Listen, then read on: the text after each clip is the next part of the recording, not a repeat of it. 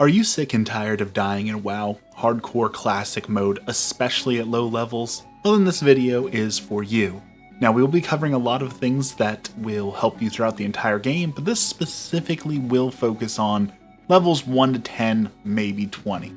And full disclosure, this is by no means a guarantee. If you watch this video and still die in classic hardcore, do not whisper me, do not comment me. That is not my fault. These are simply tips to help make it a little bit easier to handle, but it is still very much a challenge, and as expected during that challenge, you may fail from time to time.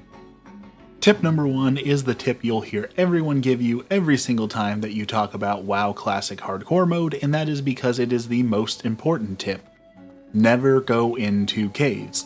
Caves are the enemy. Caves are bad. You will die if you go into the caves. There's a few reasons for this. Most notably is currently there's some issues that are rumored to be going on with hyperspawning, which is when you enter a cave, especially if it's just a one entrance cave, you kill monsters as you go through the cave. In theory, those monsters should respawn in the order that you took them down. Therefore, when you reach the end of the cave, the monsters at the start will start to respawn, and you'll have to fight your way back out. That makes perfect sense and is how it should be. However, what's currently happening is with hyper respawning, multiple packs will respawn at once, and even monsters that you've just slain will respawn. It's almost like you hit a certain timer and everything respawns around you. This means no matter how methodical you are, no matter how careful you are being, there's always a chance to just have that bad luck where one or two monsters around you respawn and that's it, you're done, run over. You definitely should use the buddy system if you ever plan on going into the caves, because that makes it a little less risky, but even then, if those multiple respawns happen, you guys don't stand a chance.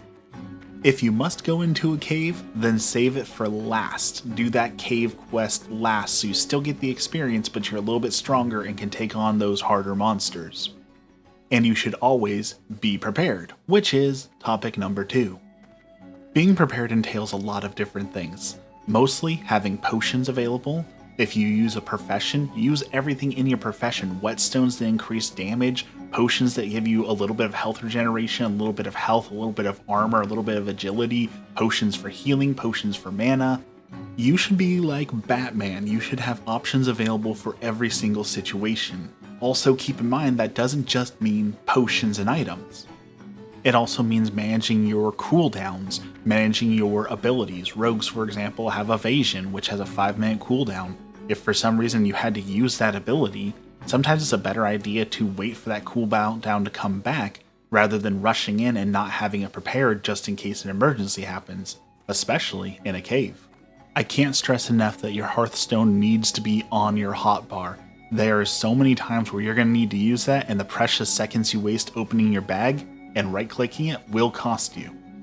For example, with our gnome friend we were checking in on earlier, you can see here that she feared someone away. She's running because we got caught in a cave. Never go into the caves. We managed to fear this guy off of us with one hit left, and we needed to hearth out of there to save our life. There's nothing else we can do, and the second that it took to open up my bag and turn on the Hearthstone, as you can see, we're going to get to 9 seconds and 5 to cast, and if I would have just had it on the hotbar, we could have avoided that death completely. Next tip, make sure you know what kind of enemies you are fighting and what kind of enemies your class excels against. Using my rogue here as an example, with his ability to gouge and kick, he excels against casters, especially those Defias pillagers and the small black whelplings that most people struggle against because they can't get their spells off. This means what's usually a hard fight for people where they walk away severely hurt, I can walk away with almost no damage, which makes them great enemies for me to fight. At the same time, enemies that hit really hard and semi-fast are a problem for my rogue. The Defias dual sword wielding, I think Pathfinders are the ones that come to mind that almost always get me. But if you know what your class excels at and what it fears, then you can plan those fights accordingly. Tip number 5, or wherever we're at right now, is utilize your ranged abilities. Again, talking mostly about rogues, but also wand users and anyone who has the ability to shoot or throw. Now there's a few reasons for this. If you're a mage or a warlock, being able to auto attack and deal more damage from a wand than your staff is obviously a huge blessing, but also being able to attack without mana is super important, especially at lower levels where you run out of mana very quickly. For other classes, it's super important to make you be able to reposition enemies. You can pull them from a distance and then move them to where there's no patrols or other enemies, keeping you safe, but also gain that extra DPS in. If you can get 2 shots off on an enemy that do 50 damage or 20% of their HP before they can even reach you, that's less damage they're going to do to you in the total fight. Not to mention when you do reach later levels, bows, guns, and wands may give you additional stats, so even if you're not using the item, just holding it is going to give you additional power. And that brings us into our next tip, which is the additional power from magical items. Now I know that when you're low level, you're not going to have a whole lot of money, and most of your silvers can be spent on training your additional abilities.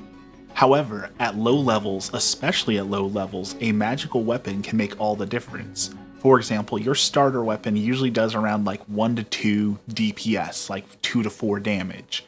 A basic magic item at low level can do anywhere from 5 to 10 DPS, effective double, triple, or quadrupling the damage that you're dealing. This means that getting one of those magic items may even be more of a priority than getting one of your next levels of an ability. Not to mention stats make such a huge difference. One stamina can mean the difference between dying to a hit or not.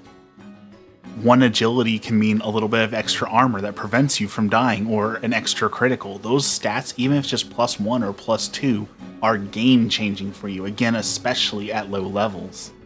To really drive the point home, here's an example. This is a fight where all of my potions wore off, which were 2 HP every 5 seconds, an extra 50 armor, an extra 4 agility, and an extra 27 HP. A fight that I was easily doing, and this one I almost lost. In fact, I had to drink a potion to make it through it because of one lucky critical and those minor stats that dropped off of me. All of a sudden, what was a normal fight for me turned into almost a deadly fight. My final piece of advice is to keep your head on a swivel. Enemies can come at you from all directions, and especially if you're swimming, they can be above or below you. You shouldn't just be concentrating on the fight you have, but the fight going on around you. How close are the mobs who can join in the fight? How close are potential adds? What if someone spawns? Are you in a spawn route? Could someone spawn and walk in on you? And most importantly, do you have an escape route? If something hits the fan, if something goes wrong, if there's too many mobs, do you have a clear place to run? This is again why caves are so dangerous, because if you start to run in a cave, you're going to hit those respawns from those mobs that you cleared earlier. So make sure that you always have a clear path of escape that you can run through where there's either no mobs spawning or mobs are already dead. This is why it's super important to kill monsters near like the mountains where there's a clear place where they do not spawn, so you have a place to move away. And finally, as I said, these are just tips. This doesn't mean that you will succeed in the WoW Classic Hardcore mode. There are lots of things we haven't talked about, like lucky critical hits, stuns, other things like that that can just take you out, and it's nothing but people say bad luck, but we can minimize most of the bad luck. We can't do anything about hyper spawning in caves, but we can be prepared if it happens. We can't do anything about a mob being leashed onto us, but we can keep clear paths and where we're going to run if there's a contingency plan.